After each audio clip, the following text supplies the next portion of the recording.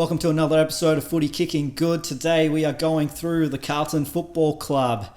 Another star-studded couch. I've got the man, you know him as Flynn, Flinnstar, or Flinny, but the ladies call him Big Mike, Michael Flynn. I don't think anyone's ever called me that. There's definitely been people who called you that, Okay. all right? I've got references.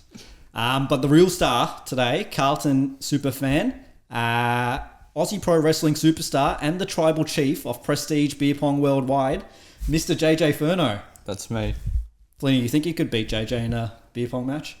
Oh, I'd give him a game. Give him a fight. You know, Everyone says it. Everyone says it. I've heard it before. He's too good. He's got the belt. Yeah. Yeah. Mate, I've got all the file around the neck. I got everything. What would your entrance song be? Oh, you know what it would be? Yeah. You know, Club to Death from The Matrix? people Look it up. Look it up, trust me. Yeah. I'm trying to think what my song would be. What did you have last time? Oh, I can't remember. I can't remember the name of the song. I'll figure it out and let you know. But let's go through let's move on to Carlton. Let's move through the ins and outs. Let's see. We got the Camporelli boys come in. Big talk on them. So, have you seen much of the Camporelli boys? Like, do you think they're gonna... I haven't seen much of them, but I have seen the old man play. Yeah. And from what I remember, the old man he was a guy. That doesn't always guarantee. you look at Jace Burgoyne, Cal Shadia, a lot of these boys... I could name you as many that haven't panned out. Look, what you got two there though. So I mean, one's got to step up, and Ben's supposed to be the better of the two. But we'll see what happens. Nick Haynes is one that I feel like is underrated. It's gone under the radar. Yeah. And I think it's exactly what they need, to be honest with you, because he's a great marking defender. A bit on in age, couldn't really secure that spot on the GWS. GWS is stacked in that area of the ground. Yeah, but I think he's a great addition. Harry O'Farrell's the other one, who I don't know if you guys know, but he's the son of the Carlton lawyer who gets them all off games. Really? Yeah. So he's Father-son. Yeah, father-son. Yeah. But basically, I mean, he's probably the most important acquisition because the lawyers at Carlton do some great work down there, getting the boys off. They definitely do. True. As for the outs, I mean, there's a lot of outs here. Jack Carroll, Matt Carroll, David Cunningham. Look, the big one for me is Matt Kennedy because I love what Kennedy brought. I agree. I thought it was a big loss for us. Yeah. And now, obviously, Newman's injured as well. Yeah. I thought it was silly getting rid of Kennedy. But, man, I don't know what Carlton are doing, especially over this trade period. Getting rid of Owies, I thought that was... Owies is the other I thought one that was there. crazy. The interesting thing I find with Carlton is I had a look at their goal kicking, and obviously it's Curnow Mackay as it's always been that way. Then Owies was like 30-something goals. Okay. And then it just falls off a cliff. Yeah, man. Like the next most is like not even 10, I think. Yeah. Like it's so far. It is a little bit normal. Like, gone are the days where we see guys like Buddy and stuff kick 80, 90 a year. So it kind of does make a little bit of sense. And Curnow and Mackay, I mean, I know. But the thing is, you're big on the fact that all the Premiership teams have like elite small forwards. Yeah, you've got it. If you want a good forward line, you need to have a good small forward. You look at Brisbane last year. Yeah, true. They've got these guys like Archie who are just popping up and kicking bags. I think it's also just where you're kicking the ball. You know, you're always looking for the tall targets, whereas having that. The teams the last few premiers have had such good small forwards, and I think Richmond started it with that like almost like chaos having small guys in the forward 50. That Carlton, to me, it seemed like because they've got the Twin Towers, they're more like likely to like just bomb it into one of those two. That's one of the biggest problems that we always have. You know, and even when they chuck Tom de Koning down there too, it's I thought it was crazy getting rid of Owies. Yeah. Because who replaces him? You know, you've got. I mean, for me, Jesse Motwell. He's the one. Yeah. He was good, but I think last year he didn't really. He was injured, but when he had his moments, I don't think he stood up. Same with Durden. Durden had one good year, which was his first year, and then he got injured. But then even when he's popped up, he's not really done much. The other one that's interesting to me is Jack Martin. Yeah. I'm glad he's gone. But here's the thing. because he's versatile. He is good when he can stay on the park. Yeah. But the fact that I think Fremantle and Geelong were both really interested. Yeah. And I feel like delisting him, like at least get yourself a late pick, especially when you got the Waste of money. Yeah. He was a waste of money. He was good for, I think, the first 3 rounds a year. Then he would be injured, and then he'd pop back up towards the end of the year. He did it every year. I still remember him in that. It was the Swans final. He played a really good game towards the end there. Yeah. I think he was originally one of the 17-year-olds that got drafted Gold Coast. to Gold Coast. Yeah. And he was touted as being like, he could be anything. Yeah, like he's never really... There's a few like that, like your never Harley really Bennells got and to stuff. that. I mean, I think he could have been really good and played a massive role, but he didn't show it. Yeah. You know. Yeah. On top of that, with Jack Martin, Caleb Marchbank is probably the other one, where I just think that they've lost a little bit of depth, I feel like, with these key position players. The best 23 at Carlton is the best 23 in the league. Yeah.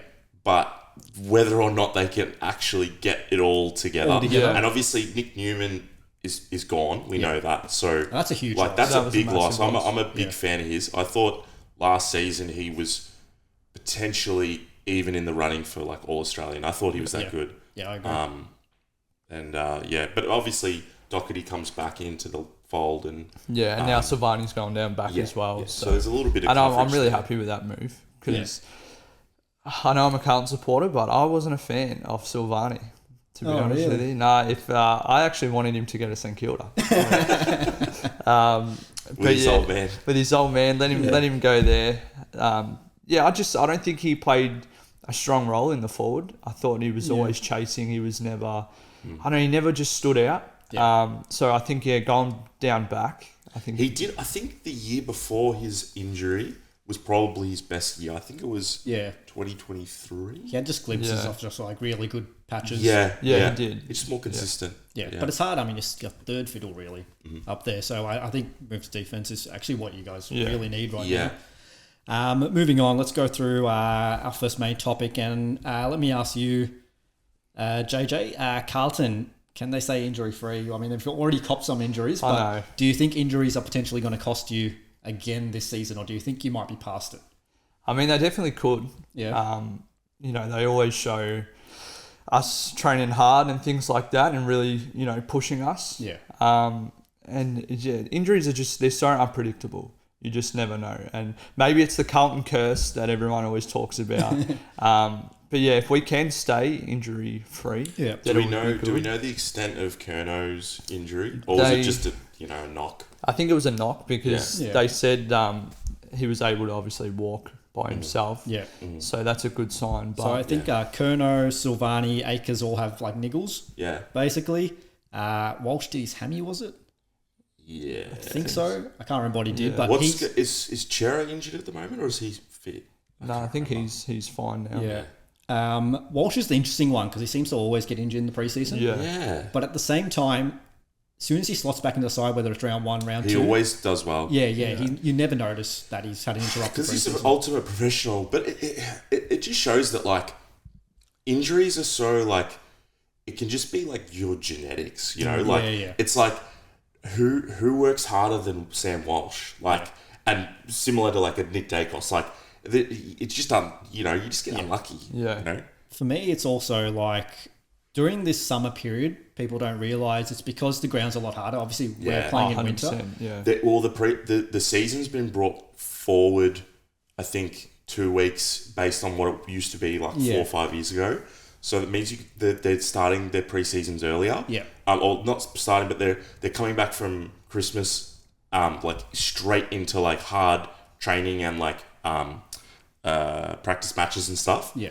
That's one of the factors. Which is, it's rough. It's tough on the boys. It's tough on the team. Yeah. But seeing their injury woes, like if it was me, I would be saying like guys like Sam Doherty, like I don't want you playing a full game. Exactly. Play a half, 3/4, just until we get into the cooler weather, I guess. Yeah, just to protect yourself. You don't want to. Like, that'd be horrendous. Something would happen to him again. I think if he'd be done. I saw a video the other day. I think it was Dixon from the Hawks. I think it was him. Yeah. He was saying that his last season, he couldn't train, and his body was cooked. I think it was him. Yeah. If it's not, I'm sorry, but he said that Clarko said to him, he asked all the boys, do you guys have an issue with Dixon not training all year and still playing? And they're like, nah. So, because I think they were like having it down a year, they just let him play without training. So, fair enough. Sometimes you got to look after the guys. Yeah, like some of the older guys. Yeah, it's a little bit like that.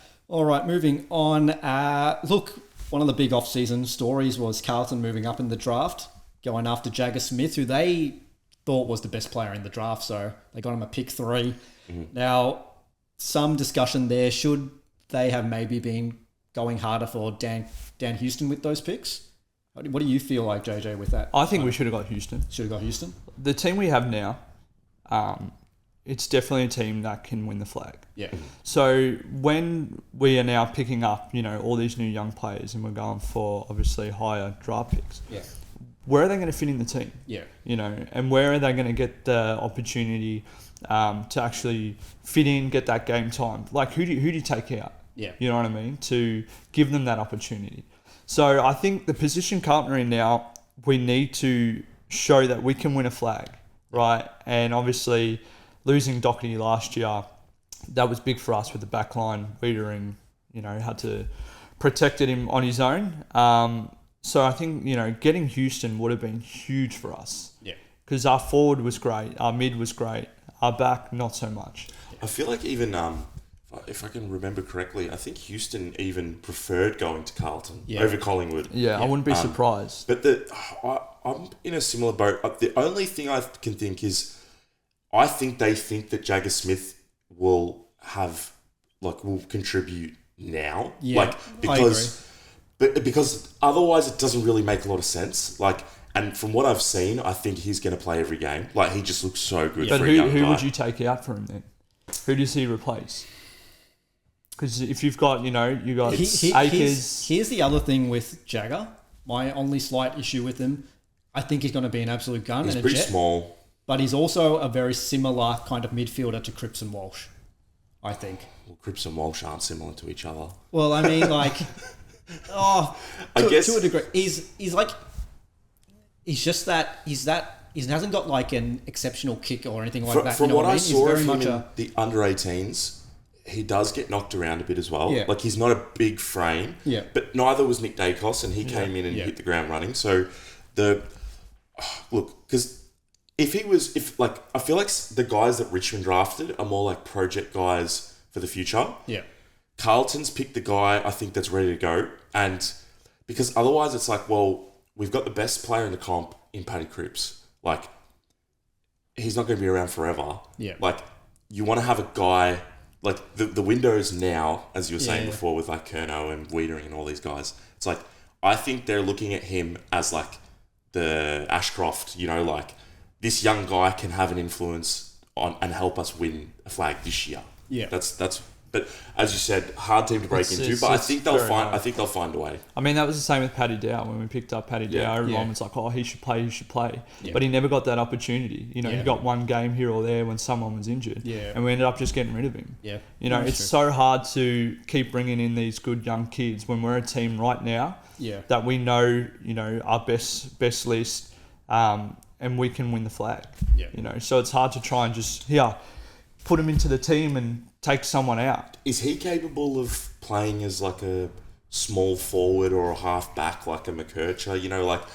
Can he? He's too small for the half back. Can he play anywhere else if he can't fit into the midfield?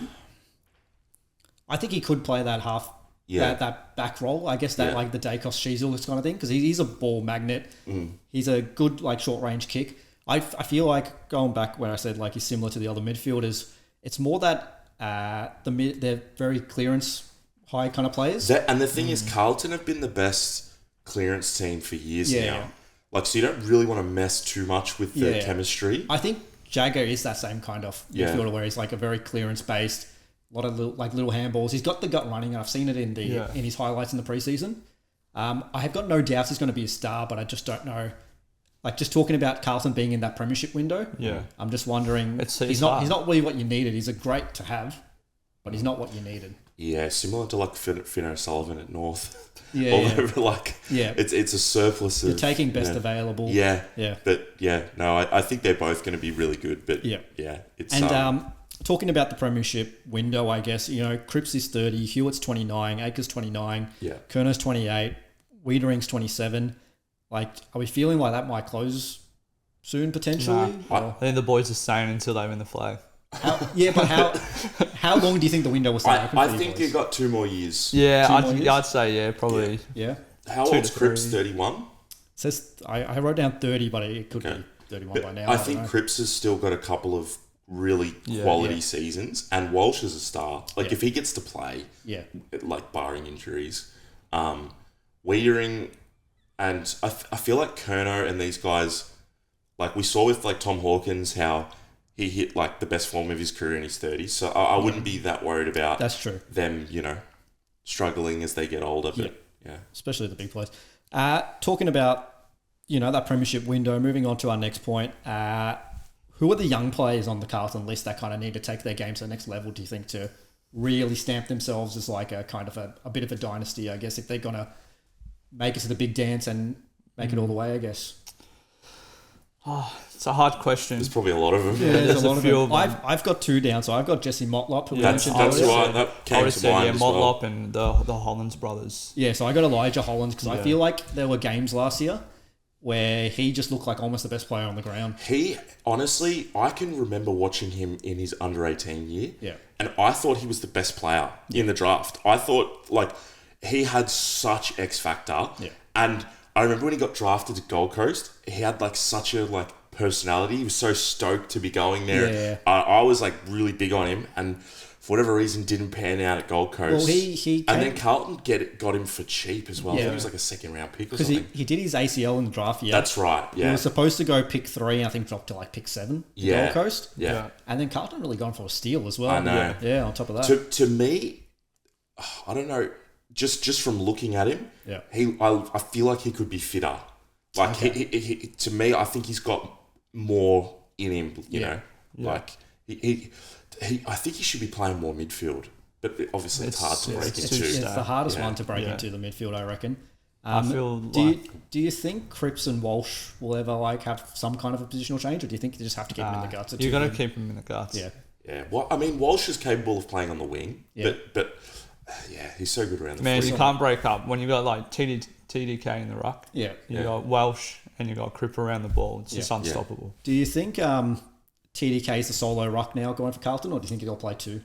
I still think they will switch him out, like playing forward and the ruck. Personally, I think he should stay in the ruck. Yeah. I like. Do you I like the way he plays. Do you think Pitnet is still in the future plans? Or?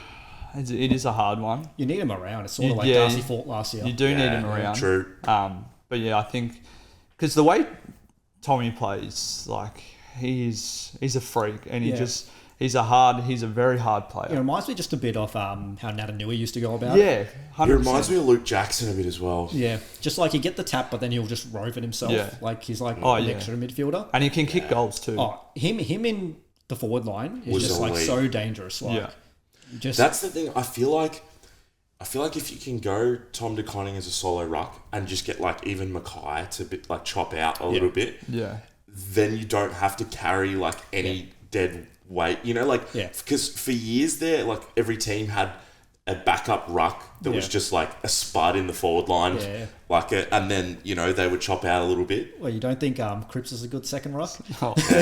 He could do it, to be honest. He probably could. All right, guys, let's move on to the individual accolades and let's talk about the Brownlow. Who could win a Brownlow for Carlton? This is the easiest one.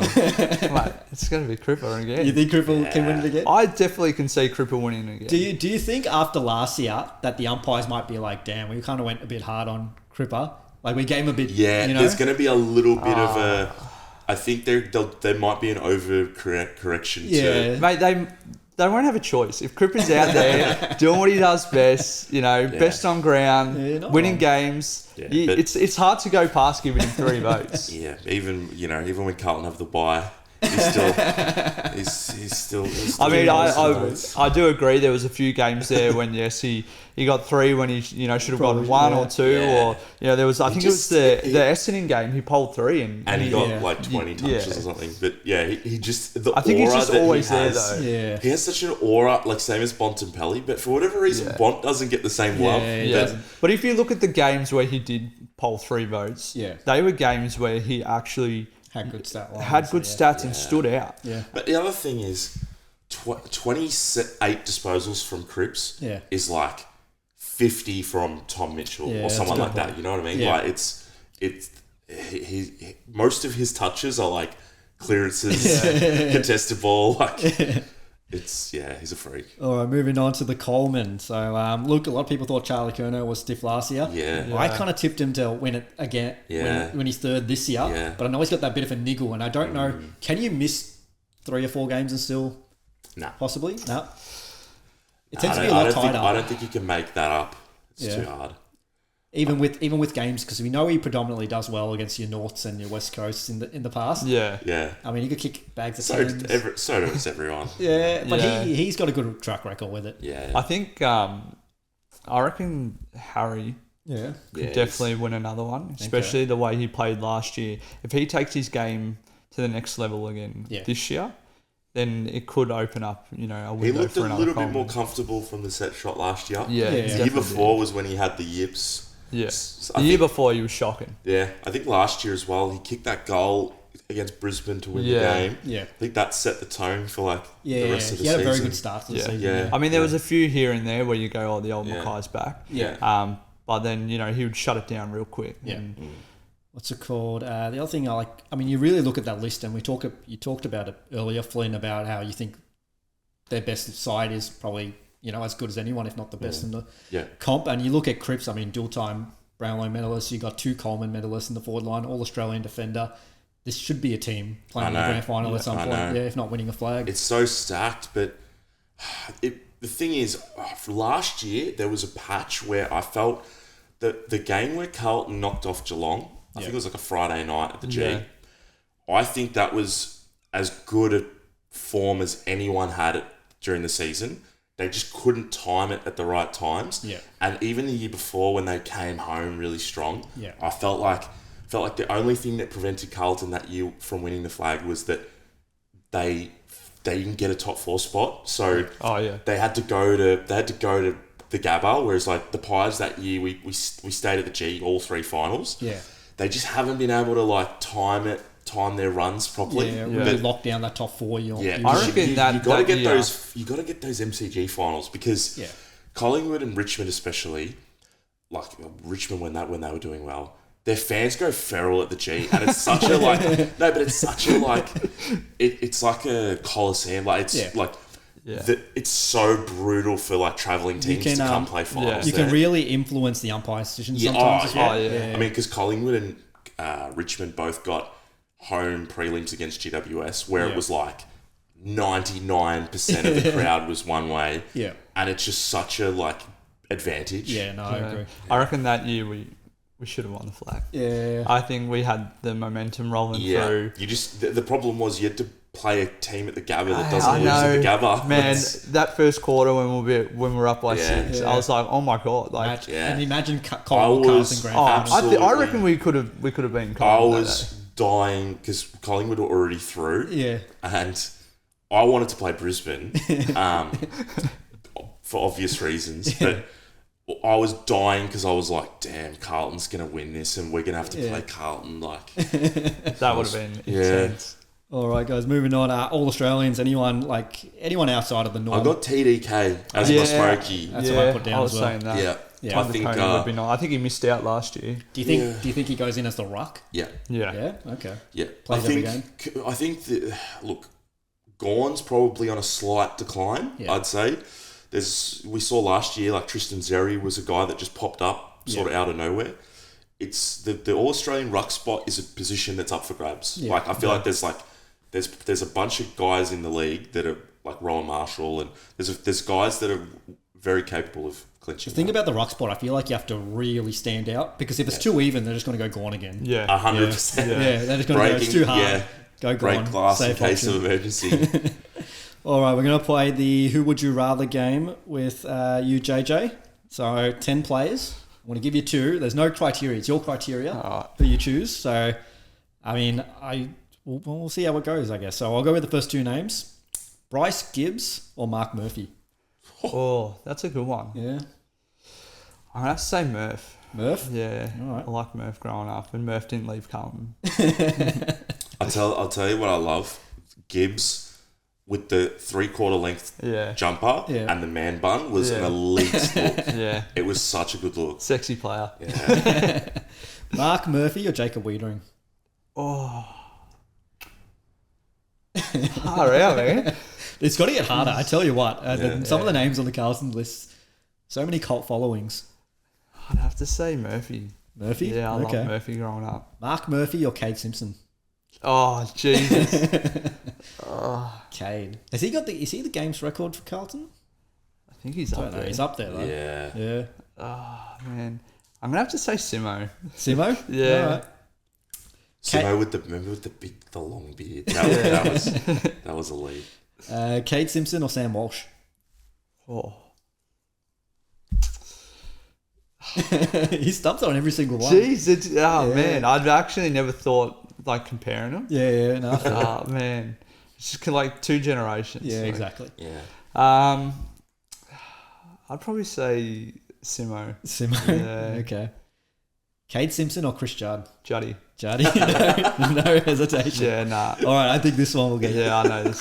Chris Judd or Brendan Favola? Oh, no. I thought you were going to go a different one. Yeah, so did I. Still covered. There's still more names here. Oh, man. I love Fev. Yeah, I love Fev. I think Fev might be my favourite Blues player all the time. He was just entertainment. He was used good. to absolutely carve up the players. So and the Bombers. I can't even hear his name without cringing. I love Fev, but I'm going to have to say Juddy. Okay. Chris Judd or Charlie Curnow? Oh, Juddy. Juddy? I'm going to have to stick with Juddy. Juddy or Anthony Koutafidis? Oh, Jesus. I didn't get to watch much of Kuda, but I know Kuda was an unreal player. Yeah. But yeah, I'm going to say Juddy. Okay. There was a final. I think it was 1998. Yeah. That final they played against. Was it 98 or 99 maybe? Yeah. They beat Essendon by a point or whatever it was. Yeah. And that was he took 16 marks or something. It was the greatest defense. I think he was playing defense. It was one of the best finals performances ever. Absolute star. Last one. Chris Judd or Patrick Cripps? That's the one. I knew that was coming. Of course. I knew that was coming. I mean, you could have eliminated Judd a lot earlier. Oh, man. It's so hard. Yeah. It's so hard. You got to pick one. It's like if choosing your favourite child. I know. I mean, I love... Oh, man. I don't know what to say. I feel bad for saying it. I feel like there's an obvious choice here. I agree. Yeah. Oh, I'm going to have to say Cooper. Yeah. Cooper. But the only thing I was Juddy's won a premiership. But not with Carlton. Not with Carlton, but he's still that elite, on that elite level. But I can't turn my back on Cooper. We've spoken about this before, and I said it last year. I wanted to ask you about it. I said before he won his Brownlow last year that Cripps was the greatest Carlton player of all time. And after he won it, I was I'm absolutely convinced.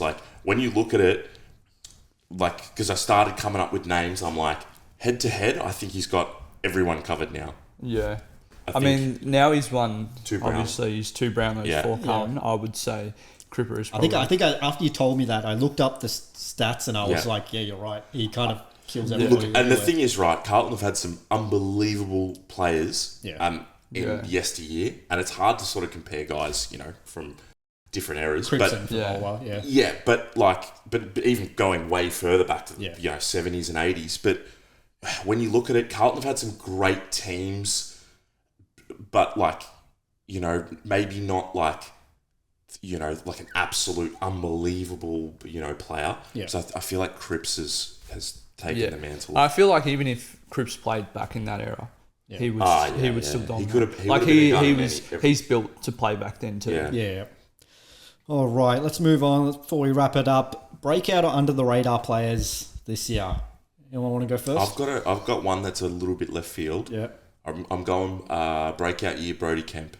Yeah, nice. Yeah. Nice. I like it. As a third tall forward, because apparently he's playing forward. He's a great mark. Yeah. Like, I actually prefer him in the back line.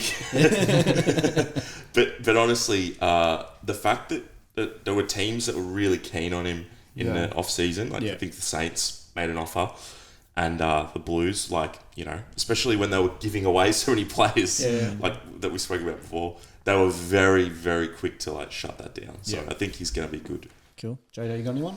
Yeah, I've got two in mind. I'm tossing between, obviously, Silvani now in the back line. Yep. I think this is a massive opportunity for him to really step up and have a really good year. Now, obviously, Newman's out and he could take on a bigger role. Yeah. And Motlop, small forward, now Owies is gone. The door's open for him to just, I'm ready for him to have a real massive year. What's a pass mark for him this year? 30 goals. Yeah. I reckon. Yeah. It's probably bare minimum you want out of him, and playing every game Yeah. as well. Yeah. For my breakout, I had Ashton Moy. Wow. Yeah. I think he can be the Jack Gunston to what Buddy and Roughhead were. Mate, there's just too many forwards. Yeah. But I think he's got a high ceiling. Look at some of the stuff he's doing, and he was supposed to be a top 10 really prospect. high pick. Yeah. So he dropped down. So I think just some of the goals he kicked. I think his first goal was pretty freakish. Yeah, it was. As well. I think against West Coast, wasn't it? So I think he's... Do we see any of the Camperali boys this year? Or do you think they'll be in the VFL? I think you'll definitely see Ben at some point. Yeah. Maybe as a sub. Yeah. I reckon you might... Yeah. Voss was pretty good at bringing in some of the young guys, especially late. A lot of sub and subbed out kind of games. And the easier games as well. Towards the end of the year. The other thing I think is because they're father-sons of a legend, they're more likely to play just out of a boost to the team, morale, essentially. Get a big crowd involved, Yeah, I agree. And just quickly under the radar, I had Nick Haynes, who I mentioned earlier. Yeah. I just think probably underestimating how good he actually can still play. I was surprised the last few years to see him out of GW's team and then the sub a lot. Yeah. That seemed really weird to me. So maybe his body's not what it was. It might be breaking down a bit, but his intercept marking is elite. Great, and especially with Newman out now, I think he helps out, especially with Silvani and stuff. So really important get. I think Carlton did the right thing in addressing that need. Just another GWS player. They needed one more. Yeah. All right. Thank you guys for coming in for Carlton today. Thank you, JJ. Thanks, JJ. Thanks for having me. And cheers, and we'll be back tomorrow with another episode. Cool. Thank you, guys.